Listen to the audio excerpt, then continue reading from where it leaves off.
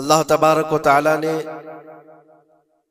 قرآن پاک میں ارشاد فرمایا کہ اللہ کی طرف بڑھنے کے لیے تم راستہ تلاش کرو اور محنت کرو، اور اللہ نے انسان کو دونوں طاقتیں دی ہیں، خیر کی بھی اور شر کی بھی، اچھائی کی اور برائی کی، دونوں کی طاقتیں اس کے اندر ہیں۔ خیر والا جو مادہ ہے اس کو اچھائیوں کی طرف لے جاتا ہے، اور شر والا مادہ اس کو برائیوں کی طرف لے جاتا ہے۔ جب یہ دونوں چیزیں انسان کے اندر موجود ہیں تو انسان کبھی نیکیوں میں غالب آ جاتا ہے اور کبھی برائیوں میں غالب آ جاتا ہے۔ یہ شروع سے معاملہ چلا آ رہا ہے، اور انہی معاملات کو لے کر انبیاء کرام علیہم السلام بندوں کی ہدایت کے لیے آتے رہے۔ اللہ تبارک و تعالیٰ نے بندوں کو یوں ہی نہیں چھوڑ دیا، بلکہ اپنے پیغمبروں کو بھیجا، اور خیر اور شر کے درمیان تمیز سکھانے کے لیے انبیاء آتے تھے، یہی بتانے کے لیے کہ تم جس راستے پر چل رہے ہو، اگر یہ غلط ہے تو غلط اور صحیح ہے تو صحیح۔ اور آخر نبی ہمارے آقا محمد صلی اللہ تعالی علیہ وسلم کے بعد پھر یہ کام امت کے علماء اولیاء انجام دیتے رہے۔ آج جو ضروری بات میں عرض کرنا چاہتا ہوں وہ یہ ہے کہ اسلام کا جو نظام ہے خیر کو پھیلانے کے لیے ہے اور شر کو دبانے کے لیے ہے۔ اسلام پوری طاقت اس پر لگاتا ہے کہ خیر کا نشر ہو، اس کی تبلیغ ہو، اور برائیوں سے لوگ بچیں۔ اور آپ کو پتہ ہے اللہ تعالیٰ نے ہمارا لقب قرآن میں کیا بیان فرمایا؟ کنتم خیر امت، تم خیر امت ہو، یعنی بہترین امت ہو۔ اخرجت للناس، لوگوں میں اللہ نے تم کو سب سے بہترین امت بنایا، لیکن وجہ کیا ہے؟ کس وجہ سے تمہیں خیر امت کہا گیا؟ آگے خود اللہ تعالیٰ قرآن میں فرماتا ہے کنتم خیر امت اخرجت للناس تأمرون بالمعروف وتنہون عن المنکر، تم لوگوں کو اچھائی کا حکم دیتے ہو اور برائیوں سے روکتے ہو۔ یہ ہمارا خاصہ ہے، یہ ہماری اسپیشیلٹی ہے۔ اچھائیوں کی تعلیم دینا، اس کی ترغیب دینا، اس کی تبلیغ کرنا، اس کو پھیلانا، یہ اسلام کا نظام ہے، اور برائیوں سے روکنا یہ اسلام کا نظام ہے۔ اور خیر امت ہونے کے سبب آپ کو یہ کام کرنا ہی ہوگا۔ لوگ اگر یہ سمجھتے ہیں کہ یہ صرف مولانا لوگوں کا کام ہے یا مبلغ کا کام ہے، مائک ملے گا تو ہی تبلیغ کرے گا، نہیں، ہر مسلمان کی ذمہ داری ہے کہ وہ خیر کو اپنی طاقت کے مطابق لوگوں میں پھیلائے، اور برائی دیکھے تو اس کو روکے۔ اور برائی دیکھ کر کے خاموش رہنے والے کا وہی انجام ہے جو برائی کرنے والے کا انجام ہے۔ ایک حدیث میں ملتا ہے جبرائیل علیہ السلام ایک بستی پر عذاب نازل کر چکے تھے اللہ کے حکم سے۔ وہ بستی گنہگار تھی بہت، لیکن اس میں ایک نیک بندہ تھا، بہت پرہیزگار تھا، کبھی گناہ نہیں کیا تھا اس نے۔ انہوں نے اللہ کی بارگاہ میں پوچھا جبرائیل نے کہ مولا اس بستی میں ایک نیک بندہ بھی ہے، اس کا کیا کیا جائے؟ اللہ تبارک و تعالیٰ کا حکم جلال تھا کہ اس کو بھی اسی میں تباہ کر دو، عذاب میں اس کو بھی گرفتار کر دو۔ عذاب اس پر بھی آیا۔ جبرائیل علیہ السلام کافی دنوں کے بعد پھر رب تعالیٰ کی بارگاہ میں پوچھتے ہیں کہ اس کا کیا قصور تھا؟ وہ تو تیرا عبادت گزار بندہ تھا، نیکوکار تھا، گنہگاروں پر عذاب آیا، لیکن اس پر کیوں آیا؟ اللہ نے فرمایا وہ نیک تو تھا، لیکن اس کی آنکھوں کے سامنے برائیاں ہوتی تو اس کو کچھ فرق نہیں پڑتا تھا، یہ دیکھتا اور خاموش رہ جاتا تھا۔ تو گناہ کرنے والوں کا اور برائیوں کا اڈا سجانے والوں کا جو انجام ہے وہ دیکھ کر خاموش رضامندی رکھنے والوں کا بھی وہی انجام ہوگا۔ اس لیے امت کی ذمہ داری ہے یہ کہ آپ اپنے ارد گرد اگر برائیاں دیکھیں اور غلط بات دیکھیں تو اس کو روکیں، اور روکنے کی آپ کے پاس جیسی طاقت ہو، زبان سے روک سکتے، زبان سے، ہاتھ سے روک سکتے، ہاتھ سے، یہ دونوں کی طاقت نہیں ہے تو دل میں برا جان کر اس جگہ سے اٹھ جاؤ، اس جگہ کا بائیکاٹ کرو۔ یہ تو کم سے کم کر ہی سکتا ہے انسان۔ ہو سکتا ہے آج کے دور میں ہاتھ کا استعمال تمہارے لیے بہت مصیبت بن جائے، تمہارا اس کے اوپر حکم نہیں چلتا ہو، زبان کا استعمال نہیں کر سکتے ہو، مجبور ہو، تو اس میں کیا مجبوری ہے کہ اپنے دل سے برا جان کر کے اٹھو؟ اور یہ بھی نہیں کرتا تو سمجھ لو کہ ایمان کا آخری حصہ بھی اس کے دل سے چلا گیا۔ ایمان جس کے پاس تھوڑا سا بھی باقی ہے وہ برائیوں کو دیکھ کر کے وہ برانگیختہ ہوگا، اس کی طبیعت برائیوں کو دیکھ کر کے ماننے کو کبھی تیار نہیں ہوگی۔ اس لیے خیر امت کا جو سٹیٹس ہے اس کو مینٹین کرنا ضروری ہے۔ یہی تو بات ہے میرے عزیزو، ہزار طرح کی مصیبتیں آئیں ہم پر، لیکن ہم اس مشن کو نہیں چھوڑ سکتے جو ہمارے ایمان کا حصہ ہے، جو ہمارے ایمان کا حصہ ہے۔ ہمیں جو برائی نظر آئے گی اس پر بولنا ہم پر واجب ہے، اور اس پر بھی خاموش اور مصلحت کی اور حکمت کی بات کر کے اس کے بہانے سے گوشہ نشین ہو جانا یہ امت کی ذمہ داری نہیں ہے۔ یہ تو راستہ تلاش کرنے اور بہانے کی بنانے کی ذمہ ایک سوچ ہے۔ باقی ہر عالم دین ہو، ہر مومن ہو، برائی کو دیکھے تو اس کا اظہار کرے اور لوگوں کو روکنے کی کوشش کرے۔ ایک بات اور میں بتاؤں، معاشرے میں کچھ سود خور ہیں، کچھ شرابی ہیں، اور ان کے متعلق ایسا ہے کہ وہ اچھا اثر اور رسوخ رکھتے ہیں۔ ہمارے علاقے میں ایک مرتبہ ایسا ہوا تھا کہ مجھے ایک جگہ تقریر کے لیے بلایا گیا اور کہا گیا پہلے ہی سے کہ یہاں پر سود کا کاروبار زیادہ چلتا ہے، آپ اس پر برائے کرم کچھ نہ بولیں، کیونکہ ہمارے محلے کے بڑے بڑے ذمہ دار لوگ جو ہیں وہ سب اس کاروبار میں مصروف ہیں، آپ سود پر کچھ نہ بولیں، باقی آپ کی ہر تقریر سننے کو تیار ہے۔ میں نے اس دن قسم کھا لی، پورا 1 گھنٹہ سود پر ہی میں نے بیان کیا۔ نہیں بلانا اس کے بعد نہ بلاؤ، لیکن ہم سمجھوتا اس بات پر نہیں کرتے کہ تمہاری طبیعت دیکھ کر کے بات کریں، ہم رسول اللہ کی شریعت دیکھ کر بات کریں۔ ایک عالم دین کا یہ حق ہے کہ وہ برائی کو دیکھے تو اس کا اظہار کر کے منع کرے۔ مخالفت ہوگی، ہمیں پتہ ہے، برائیاں کرنے والے کریں گے، لیکن یہاں پر ایک بات مجھے یاد آتی ہے، اس بزم میں مقصود ہے اصلاح مفاسد۔ نشتر جو لگاتا ہے وہ دشمن نہیں ہوتا۔ ڈاکٹر تمہاری پھوڑی کو اگر کاٹتا ہے چاقو سے تو وہ قاتل نہیں ہے، وہ کلر نہیں ہے، وہ تمہارے جسم سے پھوڑی کو کاٹ رہا ہے، وہ ناسور کو نکال رہا ہے۔ تمہارے اندر برائی کو اگر ہم روک رہے ہیں، برا تھوڑی دیر کے لیے لگے گا۔ اسی لیے میں اکثر ایک جملہ کہتا ہوں، بخار کی دوا کڑوی ہوتی ہے، نگل لو تو فائدہ ہے۔ ظاہر سی بات ہے تمہارے اندر کچھ برائیاں ہیں، اگر ہم نے اس کو کہا، انگلی رکھی، تو ہو سکتا ہے آپ ہم کو علماء کی فہرست سے ہی ہٹا دیں گے، وہ کہیں گے یہ مولانا ہی نہیں ہے، یہ عالم ہی نہیں ہے، کیونکہ طبیعت جلدی کسی کو ایکسپٹ نہیں کرتی۔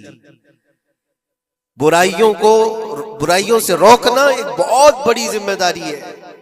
جانتے ہیں مکہ مکرمہ میں سارے لوگ حضور پاک صلی اللہ تعالی علیہ وسلم کے ایسے فدائی تھے، اعلان نبوت سے پہلے کی بات کر رہا ہوں، حضور کے اخلاق پر کوئی انگلی نہیں اٹھا سکتا تھا۔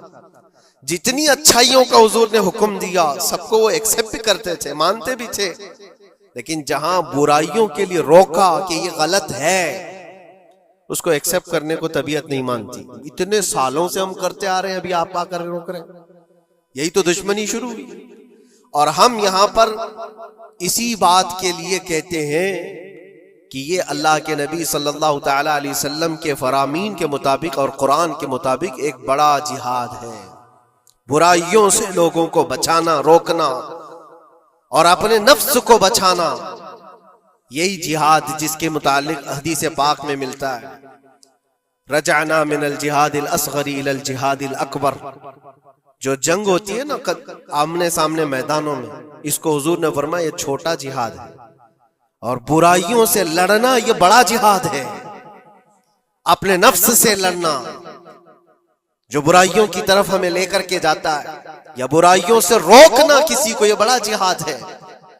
یہاں پہلوانی دکھانا، ایک دوسرے کو کشتی میں پچھاڑ دینا، یہ تو طاقت کا کھیل ہے، لیکن کسی کو برائیوں سے باز لے کر کے آ جانا، یہ بہت بڑی طاقت کا مظاہرہ کرنا ہوتا ہے، بہت بڑی۔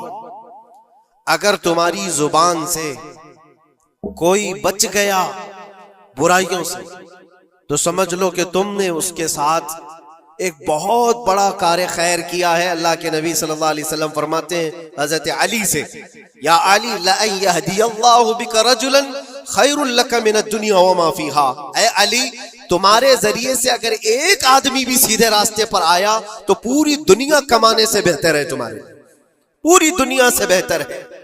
ایک آدمی اگر سیدھے راستے پر آ گیا تو اسلام کا پورا نظام یہ ہے، خیر کی طرف لوگوں کو بلانا اور شر سے لوگوں کو روکنا۔ اور یہ ذمہ داری اگر قوم بھولتی چلی جائے گی تو یہ قیامت کی نشانیوں میں سے یہ بھی ہے۔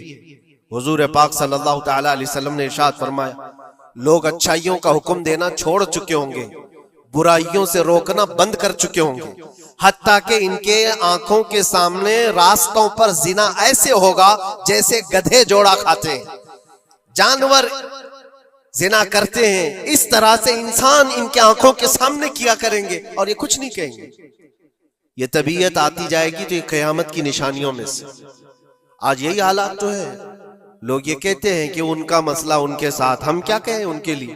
نہیں میرے عزیز، میں جو بات کہہ رہا تھا وہ بیچ میں رک گئی۔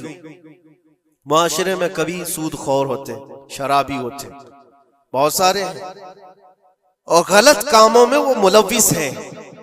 کیا چیز ہے ان کو توبہ کرنے پر، وہ واپس آنے پر مجبور نہیں کر رہی ہے؟ کون سی چیز ہے جو ان کو ان کے گناہ پر بڑھاوا دے رہی ہے؟ کیا چیز ہے؟ کبھی آپ نے سوچا؟ وہ چیز یہی ہے ہم سب کی۔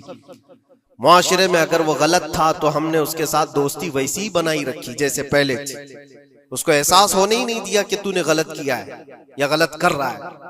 اس کا ملنا جلنا اٹھنا بیٹھنا سب اچھے لوگوں کے ساتھ ویسے ہی چل رہا ہے، امام صاحب بھی مل رہے ہیں، اس کو سارا ریسپیکٹ ویسے ہی مل رہا ہے، تو وہ یہی سمجھتا ہے میں جو کچھ کر رہا ہوں اچھا کر رہا ہوں۔ اور اگر قوم کی تمام ذمہ دار لوگوں نے ایک بات یہ طے کیا کہ تو یہ غلط کاموں میں ہے، ہم آج سے تیرے ساتھ کوئی تعلق نہیں رکھیں گے، کبھی تیرے ساتھ کسی دعوت میں نہ آئیں گے نہ بلائیں گے۔ اس سے ہوتا کیا ہے؟ لوگوں کو ایسا لگتا ہے کہ ہم بائیکاٹ کا کوئی مشن چلا رہے، نہیں، اس سے اس کو احساس ہوتا ہے کہ میں مجلس میں بیٹھنے کے لائق نہیں ہوں، میں توبہ کر لوں تاکہ بیٹھنے کے لائق بن سکوں، ان برائیوں سے باز آ جاؤں۔ اور تمہارے ملن جلن کی وجہ سے یہ سارے آج لوگ پہلے چھپ کر کے کرتے تھے، آج اوپنلی یہ سارے کام کرنے لگے۔ لوگ جو ہے پہلے ڈرتے تھے کہ قوم میں لوگوں کو پتا چل جائے میرا دھندا کیا ہے تو پتہ نہیں میرے ساتھ لوگ کیسا سلوک کریں گے۔ آج وہ نڈر ہے، شیر ہے، کچھ نہیں ہوتا۔ آج لوگ جس کے پاس پیسہ زیادہ ہے اس کی عزت کرتے ہیں، اس کے ساتھ سانٹ گانٹ ویسی ہوتی ہے، سب اچھے لوگ بھی اس کے ہاں آتے ہیں جاتے ہیں، سب ہوتا ہے۔ عزیزان گرامی وقار، برائیوں سے روکنے کا نظام جو ہمارا ختم ہوتا جا رہا ہے، یہ قیامت کی بڑی نشانیوں میں سے۔ آج آپ کی اور ہماری ذمہ داری اتنی تو ہے کہ ان محفلوں سے اپنے آپ کو دور کر لو جہاں یہ سارے کام ہو رہے ہیں۔ غلط جو بھی ہے اس کو تمہارا دماغ خود ہی پہچانتا ہے غلط کیا ہے۔ اللہ تعالیٰ نے اتنی ہدایت ہر بندے کو عطا کی، ہر بندے کو۔ اللہ نے قرآن میں فرمایا أَلَمْ نَجْعَلْ لَهُ عَيْنَيْنِ وَلِسَانًا وَشَفَتَيْنِ وَهَدَيْنَاهُ النَّجْدَيْنِ، ہم نے دو چیزیں ایسی نہیں دی ہیں تمہیں جو خیر اور شر کو پہچانتی ہیں۔ ہر انسان، آپ کو کسی نے بتایا نہیں کہ آگ گرم ہوتی ہے، بچپن سے بتایا نہیں جاتا ہے، انسان اپنی خود تجربات سے یا دیکھ دیکھ کر کے سمجھتا ہے، وہ آگ میں ہاتھ ڈالتا نہیں ہے۔ کیا اس کی کوئی ٹریننگ دی گئی ہے بچپن سے کہ آگ میں ہاتھ ڈالنا نہیں چاہیے؟ تمہاری طبیعت نے خود ہی فیصلہ کیا ہے کہ یہ جلاتی ہے چیز، یہ گرم ہے، یہ نقصان دہ ہے۔ تو یہ ہدایت اللہ نے ہر بندے کو عطا کی ہے۔ کیا آپ نے اپنے بچوں کو یا آپ کو کسی نے بچپن سے سکھایا ہے کہ جو گندگی ہے، جو غلاظت ہے، پخانا ہو، گوبر ہو، یہ نہیں کھایا جاتا؟ یہ چیزیں سکھائی نہیں جاتی، انسان کی طبیعت میں ہے کہ اس کو ایکسپٹ نہیں کرتی طبیعت، دماغ خود ہی کہتا ہے یہ گندی ہے، یہ بری ہے۔ تو اتنی ہدایت تو اللہ کی طرف سے ہے خیر اور شر کو پہچاننے کی، اور کچھ ایسی باریکیاں ہیں جس کو علماء بیان کرتے ہیں، یہ برا ہے اور یہ اچھا ہے۔ عزیزان گرامی وقار، آج امت کی یہ بہت بڑی ذمہ داری ہے جس کو فراموش کیا جا رہا ہے۔ اس ذمہ داری کو ایسا نہیں ہے کہ صرف علماء نبھائیں گے، عوام الناس کو بھی اس ذمہ داری پر آنا چاہیے۔ آواز ہر برائی کے خلاف اٹھاؤ، اور یہاں تک کہ اس پر اگر تمہاری موت بھی آتی ہے تو وہ شہادت کی موت ہے، وہ شہادت کی موت ہے۔ برائیوں سے روکتے ہوئے اگر کوئی قتل ہو گیا یا اگر کوئی دنیا سے انتقال کر گیا تو اس کی موت کو شہادت کی موت قرار دیا گیا ہے۔ یہاں تک کہ ایک حدیث میں یہ بھی ملتا ہے کہ کوئی بندہ حضور پاک صلی اللہ تعالی علیہ وسلم کے بتائے ہوئے تعلیمات کو لوگوں تک پہنچانے کا سفر کر رہا تھا، لوگوں کو اچھائیوں کا حکم دینے کا سفر کر رہا تھا، برائیوں سے روکنے کا سفر کر رہا تھا، اس دوران اس کا انتقال ہو گیا تو حضور فرماتے ہیں اس کا درجہ نبیوں اور شہیدوں کے بیچ میں ہوگا قیامت کے دن، اس کو درمیانی حصے میں رکھا جائے گا نبیوں اور شہیدوں کے بیچ میں، کیونکہ ایک بہت بڑی ذمہ داری اٹھا کر چل رہا ہے وہ، بہت بڑی ذمہ داری۔ اب یہ ضروری نہیں آج مجھے یہ مائک ملا یا کوئی بہت بڑا پلیٹ فارم ملا جو مجھے لوگ سن رہے ہیں، ہماری ذمہ داری بڑی ہے۔ آپ کو آپ کے گھر کے بچے سن رہے ہیں، آپ کسی جگہ پر مینیجر ہیں تو آپ کے ماتحت رہنے والے جو کام کرنے والے ہیں وہ آپ کو سن رہے ہیں۔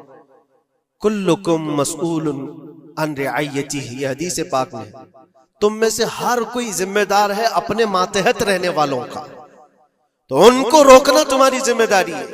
اگر پوری دنیا کو نہیں روک سکتے، پورے محلے کو نہیں روک سکتے، اپنے ماتحت رہنے والوں کو تو روک سکتے ہو، اپنی اولاد کو، اپنے آس پاس والوں کو جو تمہاری بات ایکسپٹ کر سکتے ہیں ان کو تو روکو، ان کو برائیوں سے روکنا ہی تمہاری ذمہ داری ہے۔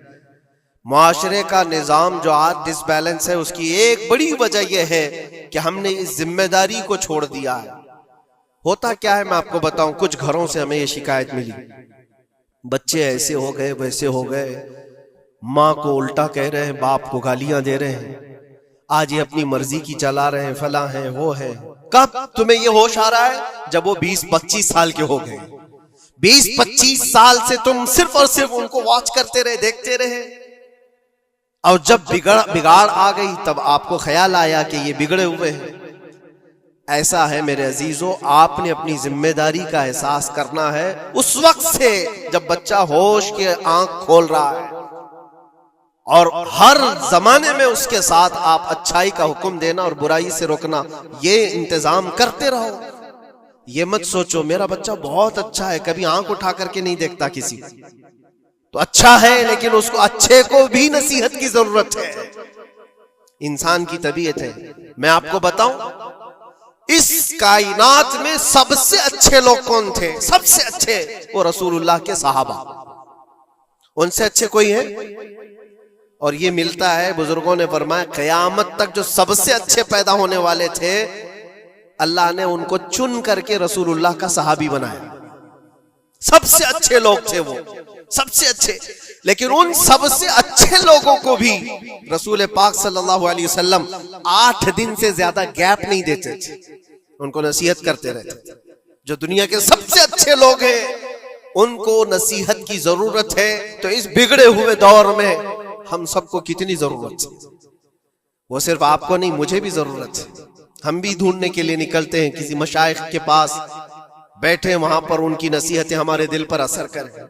عزیزان گرامی وقار، اس ذمہ داری سے آپ کبھی اپنے آپ کو سبکدوش مت کرنا، 8 دن کے لیے بھی نہیں۔ اپنے ماتحت جو ہے کوئی نہ کوئی چیزیں ان کو اچھائیوں کا حکم دیتے رہے، اس کا اثر یہ ہوگا کہ اللہ کی بارگاہ میں کل آپ کی پکڑ نہیں ہوگی، آپ نے اپنی ذمہ داری پوری کی، ورنہ قیامت کے دن یہ تمہارے نیچے رہنے والے خود تمہارے خلاف مقدمہ کریں گے۔ یہاں تک کہ ایک روایت میں یہ بھی ملتا ہے کہ ایک بندہ اللہ کی بارگاہ میں یہ مقدمہ کر دیا تھا کہ میرا پڑوسی جو آج جنت جا رہا ہے، اے اللہ اس کو تو جنت بھیج رہا ہے، میرے پڑوس میں رہتا تھا، اس کی نمازیں پوری ہیں؟ فرشتوں کے ذریعے سے کہا جاتا ہاں اس کی نمازیں پوری ہیں، حساب میں مکمل ہے۔